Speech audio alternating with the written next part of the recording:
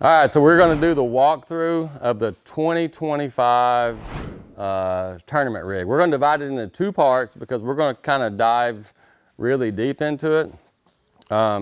First part's obviously today.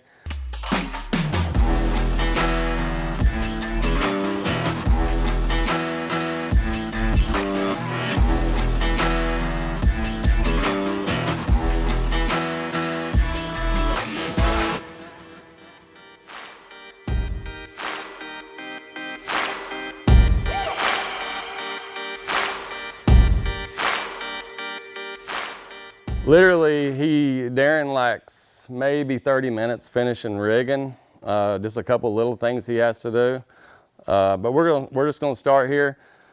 Same boat as last year, Skeeter FXR20. A lot of people ask me, why do you go with a 20 rather than a 21? It's just personal preference. The 21's a great boat too, but just the way I fish, we're not going to any big water to speak of next year.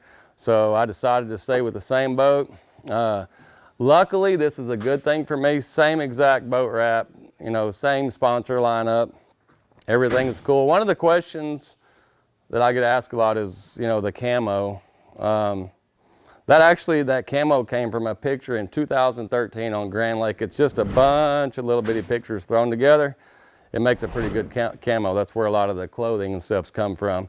250 Yamaha Show, 12-inch Atlas. Jack plate. We've got the steer stops here from TH. Last year we didn't talk about this, but this year it's going to get to go in the video. We have a 34 on the back on each side.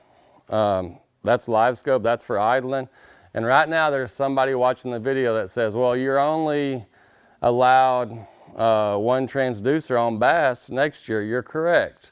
So Darren has rigged it in a way that whenever I am fishing the Elite Series, I can just literally take two screws out, pull the wire out, unhook it. I'm gonna be fishing a lot next year, more probably than I have in the last 10 years.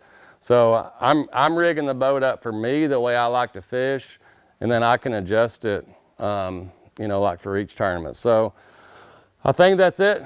Double power poles. The cool thing, if you've not heard, if you've not been around, the power poles now can go off of one pump, and that's a big deal because it just creates another, you know, 12 by 12 free space in the back of the boat. Motor, poles, 34. We have a 36 on the bottom down there for side view and all that stuff. Also run a GT8, which is an in-hole transducer out the bottom. You're probably not gonna be able to see that. Now we're gonna look in here in the back. It's probably been 10 years that I've been running Lithium Pro. 2 36s running parallel and 1 12. At the end of the day, with running 4 boxes, live wells and all of that, I would end with 13.2. So I know that lithium, you know, it's either there or it's not, but I did not have any issues all season. Power pole charge. I don't even know what to say about that thing. You plug it in and charges them up. And I like it because I can adjust it from my phone, you know, where I want the power, if I want it split, if I want most of it to the trolling batteries or the cranking battery. But one thing you'll notice whenever the camera gets in here is just how clean everything is. And everything's labeled. If you're rigging a boat, if you're getting a new boat, I would recommend that everything be labeled. That way, if you do have an issue, or somebody like me, you need to change something, then it's labeled. I know exactly where to go. I can change it.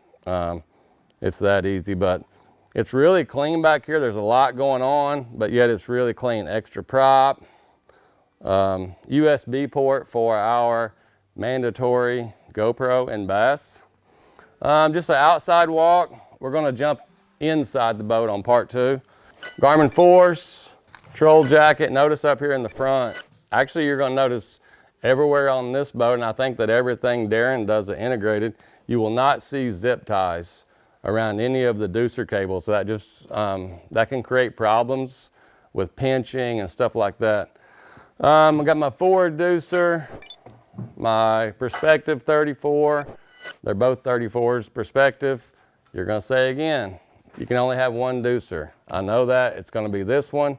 Whenever I go to fish an elite event, take these screws out, pull the wire, unhook it, I'm down to one, I'm legal again. So this is one thing that kind of gets overlooked. If you don't have one, it's just a step with the handrail. This is an easy step there. This is I'm probably 5 or 6 years of using this.